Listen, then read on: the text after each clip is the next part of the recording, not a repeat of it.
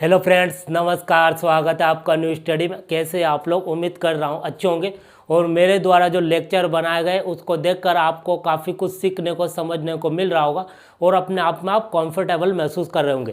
दोस्तों, आज का लेक्चर जो कि हिंदी का सीरीज चल रही है, इससे पहले एक ओवरव्यू, एक इंट्रो क्या है कि हमको हिंदी किस प्रकार से हम तैयार करें ताकि कोई भी एग्जाम हम क्रैक कर सकें। ठीक, तो वह लेक्चर लिया हमने, उसमें टॉपिक कौन कौन से कवर करते हैं हिंदी में उसको देखा है।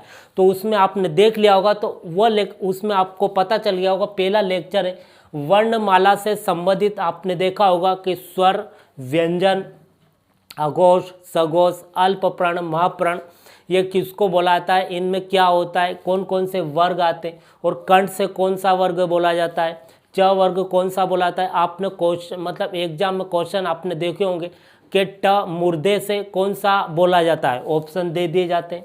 ठीक है, संयुक्त वर्ण किसको बोलते हैं, ऑप्शन दे दिए जाते हैं। ठीक है, ह्रस्व स्वर किसको बोलते हैं, दीर्घ स्वर किसको बोलते हैं, स्पर्श व्यंजन जो परफेक्ट रहते हैं वो किसको बोलते हैं, जो छ है जो आप श देखते हैं किससे मिलकर बना है, त्र किससे मिलकर बना है। दोस्तों, जितने भी आपके डाउट, हालांकि ये छोटे छोटे क्वेश्चन है लेकिन एक परफेक्ट सबका एक पैकेज लेकर इस लेक्चर में आपके सामने प्रस्तुत हुआ हूँ, ताकि जितने भी इस जो वर्णमाला, जो हमारे वर्णमाला से संबंधित, जो स्वर व्यंजन से संबंधित जितने भी क्वेश्चन बन सकते हैं एग्जाम में, वो एक ही लेक्चर में आपको सब कुछ क्लियर हो जाए। तो आप इंटरेस्ट के साथ पेशेंस रखिए, शुरू से एंड तक देखिए और आपको हमेशा के लिए यहाँ से जो मैं बताऊंगा तो आपको पता चलेगा कि ये बातें तो हमको पता शायद थी या नहीं थी, लेकिन अब पूरी तरह आप कंफर्टेबल महसूस करेंगे। तो चलिए शुरू करते। देखिए, सबसे पहले वर्णमाला की बात करते तो आपको पता है बचपन से हम पढ़ते आ रहे हैं, एक स्वर होता है और व्यंजन होता है। ठीक, स्वर जो कि अनार से अ तक होता है और व्यंजन जो कि उसके बाद शुरू हो जाते हैं। तो सबसे पहले स्वर को देखेंगे। स्वर में आपको पता होगा कि 13 होते हैं। कितने होते हैं? स्वर की संख्या 13 होती है, लेकिन एक्चुअली में स्वर की संख्या हम 13 नहीं कह सकते दोस्तों। ये जो दो है, ये दो आप देखते हैं, इनको अयोगवा बोलते हैं। क्या बोलते हैं? अयोगवा बोलते हैं। इनको परफेक्ट हम स्वर नहीं कह सकते। मतलब स्वर की संख्या कितनी हो जाती है? 11 हो जाती है। तो स्वर में भी अगर देखें तो एक को बोला जाता है ह्रस्व स्वर और एक को बोला जाता है दीर्घ स्वर। अब यहाँ पर आप समझिए कि जो ह्रस्व स्वर होता है, जो ह्रस्व स्वर होता है वह छोटे होते हैं। यूँ समझिए आप, ह्रस्व स्वर छोटे होते हैं और दीर्घ से नाम से पता चल रहा है कि दीर्घ यानी बड़ा। ठीक, तो ह्रस्व स्वर छोटे होते हैं और दीर्घ स्वर बड़े होते हैं। 13 में से 2 को हम हटा दिया है क्योंकि इनको अयोगवा बोला जाता है, बचे 11। 11 में से भी कुछ छोटे स्वर होते हैं, मतलब उनको बोलने में छोटा टाइम लगता है, धीरे से हम मतलब फटाक से बोल सकते हैं। और बड़े स्वर होते हैं जिनको बोलने में हमको ज़्यादा समय लगता है। देखिए कौन कौन से, जो छोटे को हम देखें तो एक अ हो जाता है। आपको पता होगा आप प्रैक्टिकल करिए, अ धीरे से भी बोलेंगे तो अ बोला जाता है। ठीक, ई भी बोल सकते हैं हम। ठीक है, उसके बाद में ऊ भी बोल सकते हैं। और उसके बाद में अगर देखें तो री के भी 2 होते हैं दोस्तों, तो री भी 1 हो जाता है। तो कितने हो जाते? 4 हो जाते। 4 छोटे स्वर है। ये यूँ समझ लो कि जो अ और आ है ये दोनों भाई है, तो इसमें से ये आ बड़ा हो गया है और अ छोटा हो गया है। छोटी बड़ी हम बचपन से पढ़ते आ रहे हैं, तो ये ई है, छोटी हो जाती है, ये बड़ी हो जाती है। छोटा हो बड़ा हो तो ये छोटा हो जाता है बड़ा, तो ये बड़ा भाई हो जाता है, ये छोटा हो जाता है। इन दोनों में ये बड़ा हो जाता है ई, और ये छोटी इमली हो जाती है। ये उल्लू वाला बड़ा हो जाता है और ये ऊन वाला बड़ा हो जाता है, उल्लू वाला छोटा हो जाता है। तो छोटे बड़े का आपने देखा। तो ये कितने हो जाते? तो ये हो जाते हैं 4। 4 ह्रस्व स्वर हो जाते हैं। और दीर्घ स्वर आप देखेंगे तो 1 2 3 4 5, ठीक, 6 ने 7, 7 दीर्घ स्वर हो जाते हैं, मतलब 7 बड़े होते हैं। अब यहाँ यूँ मत करिए कि ये ए और आई है तो ये भी छोटे बड़े होंगे, नहीं, ये अलग अलग है, भाई नहीं है। ए और आई और औ, ये भी आपको लग रहा होगा कि भाई ये एक है, ये छोटा हो जाएगा बड़ा हो जाएगा, नहीं। आपको यूँ याद रखना है केवल 4 ही भाई है। जैसे कि ये और आ, तो इसमें से अ छोटा हो जाएगा, आ बड़ा हो जाएगा। छोटी बड़ी है तो ये छोटी बड़ी, इमली वाली है वो छोटी हो जाएगी, ईक वाली बड़ी हो जाएगी। छोटा हो बड़ा हो तो ये छोटा बड़ा। ठीक, तो ये 4 हो जाते हैं। ऋषि भी इसमें आ जाएगा, 4 हो जाते हैं। ठीक है, और उसके बाद में अगर देखें तो ये आ जाता है। आप प्रैक्टिकल करिए, आ तो हमको थोड़ा एक्स्ट्रा में एफर्ट लगाना पड़ता है बोलने में। ई, ठीक है, ऊ, ए, आई, ओ, औ, ये कितने हो गए? 7। तो छोटे स्वर कितने हो जाते हैं? दीर्घ, एक तो अनार हो जाता है, इमली हो जाता है, उल्लू हो जाता है, ऋषि हो जाता है। कितने? 4, और 7 ही हो जाते हैं। बड़े वाले आम हो जाता है, ईख हो जाता है, ये ऊन हो जाता है, एड़ी, एनक, ओखली, औरत, 7 हो जाते। तो छोटे 4, ह्रस्व स्वर और दीर्घ स्वर 7। तो 4 और 7 कितने हो गए? 11 हो गए। तो स्वर से संबंधित आपके तीनों डाउट क्लियर हो गए होंगे। देखिए, स्वर की कुल संख्या 13 है, लेकिन इसमें 2 को हटा दीजिए, दोनों का अयोगवा बोलते हैं, ठीक, बचे 11। तो इसमें से भी कुछ दीर्घ स्वर हो जाते हैं और कुछ ह्रस्व स्वर मतलब छोटे हो जाते हैं।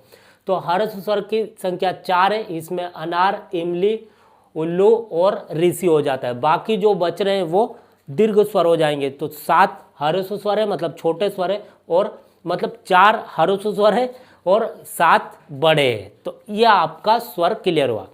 अब आते व्यंजन में। व्यंजन की संख्या जो कि आपको पता होगी 36 होती है, लेकिन इसमें से अगर देखें यहाँ पर आप समझिए कि जो मच्छी तक, ये आपको मछली यहाँ पर म नज़र आ रहा है, यहीं तक कि परफेक्ट मतलब कि हम कह सकते हैं स्पर्श व्यंजन बोले जाते हैं। अब आपको लग रहा होगा भाई हमको तो इनको भी पढ़ते आ रहे हैं बचपन से, जो कि आपने देखा होगा कि हम पहाड़े में मतलब इनको बोलते हैं, ठीक है। तो ये दोस्तों परफेक्ट इनको व्यंजन नहीं कहा जा सकता, इनको हम डिस्कस करेंगे, पहले इनको करते हैं। इनको परफेक्ट स्पर्श व्यंजन कहा जाता है। जब इनको बोलते हैं तो हमारी जीभ कहाँ ने कहाँ छूती है हमारे मुंह में, तो परफेक्ट मतलब पूरा स्पर्श, इनको स्वच्छ स्पर्श व्यंजन कहा जाता है। देखिए, और ये जो होते हैं आप यूँ समझिए, ये जो होते हैं, जो ये वर्ग, ये क आप देख रहे हैं, ठीक है, क आप देख रहे हैं, तो क ऐसा क्वेश्चन आता है कि क कहाँ से बोला जाता है, ऐसा क्वेश्चन आता है ना। तो देखिए, जो क बोलाएगा कहाँ से भी बोलाएगा, तो क जहाँ से क होगा वहाँ से ही यह ख भी बोलाएगा, वहाँ से ग भी बोलाएगा, घ भी बोलाएगा, अण भी बोलाएगा, ठीक। जहाँ से च, मतलब ये सब मुखिया हो जाते हैं। तो इनकी ये जो पूरा वर्ग आप देख रहे हैं क, ख, ग, घ, ङ, तो ये सब क वर्ग में आएंगे। मतलब ये जो मुखिया है, तो मुखिया के नाम से ये सब होंगे, इसके साथ ही आ जाते हैं। तो जहाँ से क होगा, क की धुन निकलेगी, वैसे इन सब की निकलेगी, तो क मुखिया हो जाता है। तो इसको पूरे वर्ग को नाम दिया है क वर्ग, इस पूरे वर्ग को नाम दिया है च वर्ग। ये पूरे हो जाते, ट में ये पूरा आ जाता है, ठीक, त में ये आ जाता है त, थ, द, ध, न, प, फ, ब, भ, म, ये सब। तो ये क वर्ग इसकी लाइन हो जाएगी, च वर्ग, ट वर्ग, त वर्ग, प वर्ग, ठीक। अब देखिए, ये तो आपका क्लियर हुआ। अब यहाँ पर आपको ऐसे याद रखना पड़ेंगे कि क वर्ग में कौन कौन से आते हैं। तो सिंपल है, ये इसके बाद के 4 याद रख लीजिए। च वर्ग में कौन कौन आते हैं, इसके बाद ये 4, इसके बाद ये 4, इसके बाद ये 4, और म तक आना है, ये नहीं जोड़ना है। ये स्पर्श व्यंजन स्वच्छ परफेक्ट स्पर्श व्यंजन कहा जाता है। अब यहाँ से आपको समझना है कि कहाँ से बोले जाते हैं। आपको पता होगा क वर्ग का उच्चारण कहाँ से होता है, क वर्ग का कहाँ से होता है, च वर्ग का कहाँ से होता है, ट वर्ग का कहाँ से होता है, त वर्ग का, प वर्ग का। तो देखिए, क वर्ग आप याद रखिए कि क वर्ग कंठ, जो हमारा कंठ है, आप यह देख रहे हैं कंठ, क वर्ग कंठ से उच्चारित होता है। कहाँ से होता है, तो जाहिर है जहाँ से क होगा, अब ये इसकी टीम में तो है सारे ये सब। जैसे आप कोई मुखिया देखते हैं, जो एक मुखिया हाँ करता है या ना करता है, तो पूरी टीम उसके साथ ही तो रहती है। तो जो मुखिया जहाँ से उच्चारित होगा दोस्तों, बाकी उसके साथी वहीं से होंगे, तो मेन क हो जाता है। क जहाँ से होगा, बाकी सब इसके पीछे वहीं से होंगे। तो क कहाँ से हो रहा है, प्रैक्टिकल करिए। क हो रहा है हमारे कंठ से, क या कंठ आपको नजर आ रहा है, यहाँ जोर पड़ रहा है, और यहीं से हमको पता चल रहा है क यहाँ पर। तो क कहाँ से होता है, क होता है कंठ से, यहाँ पर लिख लेते हैं कंठ। कहाँ से हो रहा है, क वर्ग पूरा, आप देखिए प्रैक्टिकल करिए। क, ख, ग, घ, ण, कहाँ से हो रहा है, कंठ से हो रहा है, ठीक। अब च वर्ग देखिए, च, आप च करिए। जैसे हमारी जो जीभ है, आप जीभ देखते तो जो ऊपर का जबड़ा हमारा मुंह के अंदर, तो हमारी जीभ वहाँ टच हो रही है। च, आप प्रैक्टिकल करिए तो हमेशा के लिए क्लियर हो जाएगा, ठीक, आपको रटने की जरूरत नहीं पड़ेगी। देखिए च, तो आपने जैसे च बोला तो हमारी जीभ ऊपर टकरा रही है, ऊपर के आप तलवा देखते जो हमारे जबड़े का ऊपर पूरी जीभ ऐसे टकराती है, च छ ज, हमारी जीभ वो ऐसे टकरा रही है। ठीक, आप प्रैक्टिकल करिए पूरा। तो ये पूरा किससे होगा? तालु से होगा। किससे होगा? तालु। तो ऐसा आता है कि च वर्ग पूरा कहाँ से उच्चारित होता है? तो ये तालु से होता है, ये कंठ से होता है क वर्ग। ठीक, अब देखिए ट वर्ग। ट जैसे हम ट बोलते हैं तो हमारी जो जीभ है, जीभ का जो मुंह है वो ऊपर टकराता है, ऊपर के में यहाँ पर पूरी जीभ टकराती है, लेकिन ट तो जो जीभ का जो मुंह है दोस्तों वो ऊपर ऐसे टकराता है हमारे ऊपर के जबड़े में। ठीक है, च ठ ड ढ अण। ठीक, तो यह मूर्धे से उच्चारित होते हैं। ट वर्ग के जितने भी है वर्ण वो मूर्धे से उच्चारित होते हैं। ठीक, अब देखिए त है ये, तो ये दंत। अब प्रैक्टिकल करिए, दंत।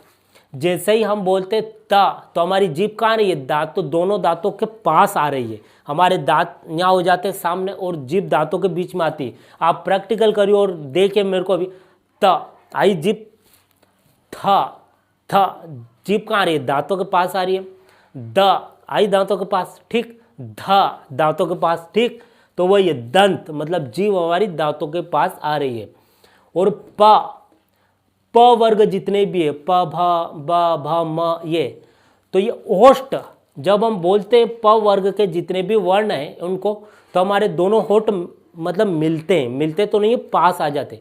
प दोनों होठ मिले ना, फ ब भ म। ठीक, आए समझ में? तो ये देखिए क वर्ग कंठ से, च वर्ग तालु से, ट वर्ग मुर्दा जो कि ऊपर टकराएगा। ठीक, त वर्ग दंत, और अगर प वर्ग देखें तो ओष्ठ से। तो उम्मीद करता हूँ दोस्तों आपको व्यंजन पूरा क्लियर हो गया होगा। पूरे 25 होते हैं। ठीक, और कौन सा कहाँ से होता है हमने देखा, ये जो शुरू के मुखिया हो जाते।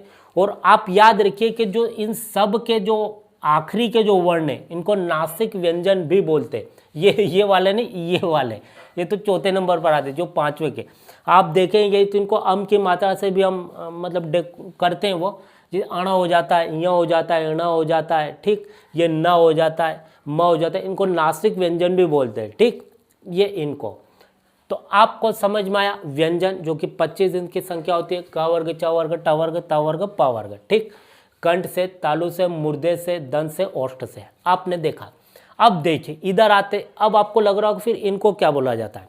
देखिए दोस्तों, इनको जो बोला जाता है, इनको बोलने में इनकी खूबियों के आधार पर ही इनका कुछ ऐसा अस्तित्व है। देखिए य र ल व, क्या है? य र ल व। ठीक, इनको जब हम बोलते हैं, क्या बोलते हैं? इनको बोलते हैं तो हमारी जो हम इन वर्ड को जब यूज करते हैं, बोलते हैं, तो हम पहले अंदर हवा खींचते और फिर बाहर लाते।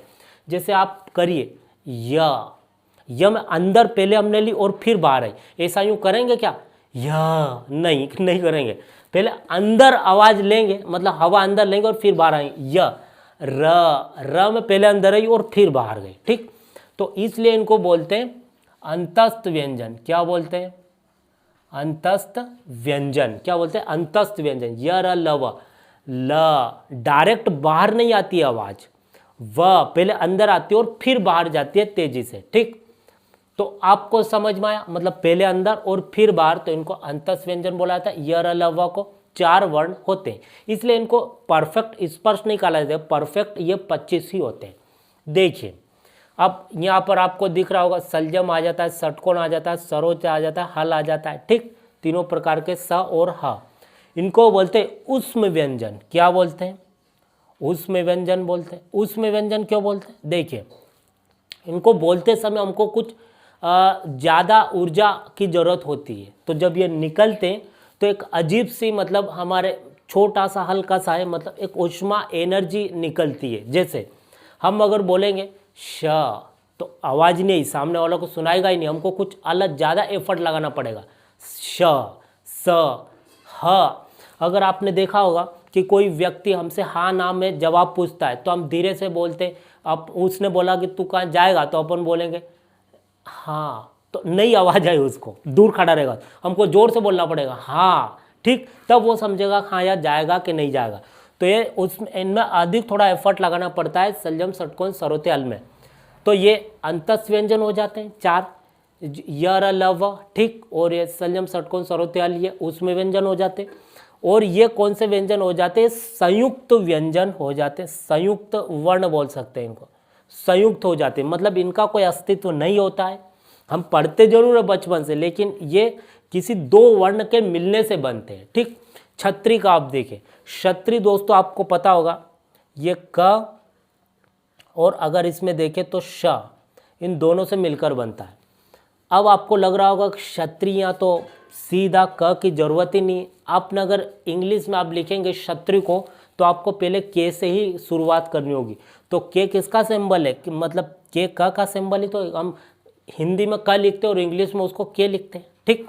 तो देखिए यही है, आपको अगर कुछ भी लिखना है, आपको क्षेत्र लिखना है तो पहले KSHAR लिखना पड़ेगा।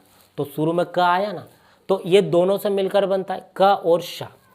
दोस्तों आपको नाम से पता चल रहा है त और र से मिलकर बनता है, इसका कोई अस्तित्व नहीं है। तराजू वाला और रस्सी से मिलकर बनेगा।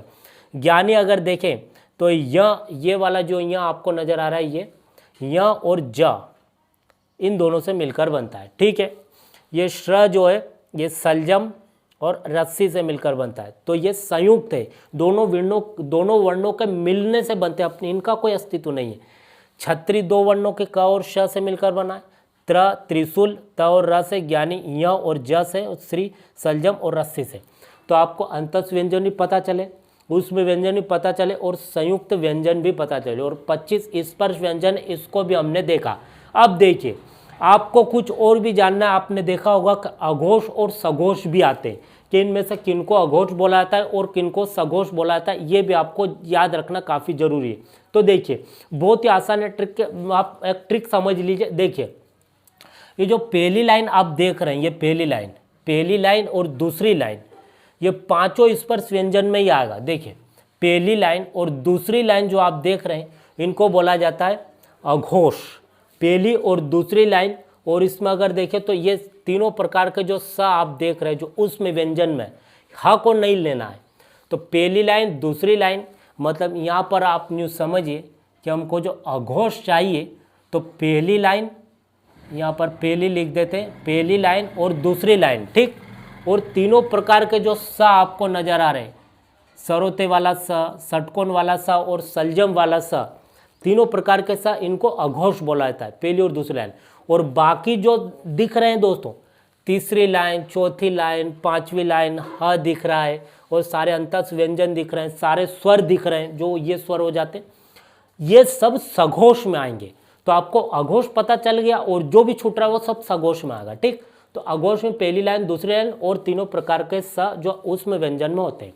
अब देखिए तो अघोष हो गया और हमने सघोष को भी, जो भी बच रहा है वो सघोष है, ठीक, जो कि तीसरी चौथी। तो इसका आप याद रख सकते हैं, सघोष का आपको याद रखना है तीसरी चौथी पांचवी लाइन, और इसमें सारे अंतस व्यंजन आ जाएंगे और सारे स्वर आ जाएंगे। तो आपको पता चल गया अघोष में 12 याद रखना और इसमें 345। अब देखिए अल्प प्रण जो आते हैं, अल्प प्रण किसको बोलते हैं? तो इसमें थोड़ा उल्टा है। अल्प प्रण में पहली लाइन, तीसरी लाइन और पांचवी लाइन, मतलब इसको आप यूँ याद रखिए 135 याद रखना है। और इसमें अंतस व्यंजन आ जाएंगे, सारे अंतस व्यंजन अल्प प्रण में। तो पहली लाइन, तीसरी लाइन, पांचवी लाइन, 135 इसका सूत्र आप याद रख सकते हैं। और अंतस्थ व्यंजन जो ये वाले व्यंजन है वो आएंगे अल्प प्रण में। महाप्राण में अगर देखें तो बाकी जो बच रहा है, दूसरी लाइन, चौथी लाइन, तो महाप्राण में आप 24 लिख सकते हैं। दूसरी लाइन, चौथी लाइन और उसमें व्यंजन, ये सब किस में आएंगे? तो ये महाप्राण में आएंगे। तो आपको और अच्छे से मतलब क्लियर हो गया होगा। जैसे अघोष की बात करें तो पहली लाइन और दूसरी लाइन, ठीक। और इसमें बाद में तीनों प्रकार के स, बस सघोष में तीसरी लाइन, चौथी लाइन, पांचवी लाइन, सारे स्वर, ह आ जाता है और अंतस व्यंजन, ये अघोष सघोष हो गया। महाप्राण, अल्प प्राण की अगर बात करें दोस्तों, आप अघोष मतलब अ वाले पहले लिखिए, क्योंकि हम दोस्तों बचपन से पढ़ते आ रहे हैं कि अ से ही हमारी क्या है दोस्तों, हमारी स्वर व्यंजन वर्णमाला शुरू होती है अ से। तो आप अ को शुरू में रखिए तो आप कन्फ्यूजिंग नहीं होंगे। यहाँ भी अ वाला अघोष रखिए और यहाँ अल्प प्राण पहले रखिए, तो आपको फटाक से याद रहेगा कि पहले अ वाला याद रखना है। तो अ वाले में पहली दूसरी लाइन, ठीक। सघोष में तीसरी, चौथी, पांचवी लाइन, फिर अल्प प्रण आ जाता है, पहली, तीसरी और पांचवी लाइन, और फिर इसमें चॉइस आ जाता है दूसरी और चौथी लाइन। ये आपको दोस्तों समझ में आया, स्वर वे समझ में आए, व्यंजन, स्पर्श व्यंजन, हमने अंतस व्यंजन, उष्म व्यंजन और अल्प प्रण, महाप्रण और संयुक्त व्यंजन और अघोष सघोष सबको देखा। अब आपको कुछ बेसिक सी बातें भी पता होनी चाहिए। जैसे आपको पता होगा कि हमारी जो प्राचीन भाषा है जो कि ऋग्वेद में है, जो कि संस्कृत है, इसलिए हम हमारी भाषा को संस्कृत मानते हैं। संस्कृत काफ़ी कठिन थी, तो संस्कृत से आसान पाली भाषा को बनाया गया समय के साथ। फिर समय के साथ पाली से प्राकृत बनी, और प्राकृत से अगर देखें तो अभ्रंश बनी, और अभ्रंश से खड़ी बोली बनी, और खड़ी बोली का एक रूप आप देखते हैं हिंदवी हो जाता है, और हिंदवी को ही हम हिंदी के रूप में जानते हैं, जो कि आप बोलते हैं अधिकतर हमारे भारत के। दोस्तों ये राष्ट्रभाषा नहीं है, आप याद रखें, अधिकतर भारत में बोली जाती है, लेकिन राष्ट्रभाषा इसको नहीं मान सकते हम, ठीक। मातृभाषा जरूर मान सकते हैं हिंदी को। तो देखिए ये हमने छोटी सी एक हमारा टॉपिक था, उससे संबंधित देखा। उम्मीद करता हूं आपको समझ में आएगा। Thank you.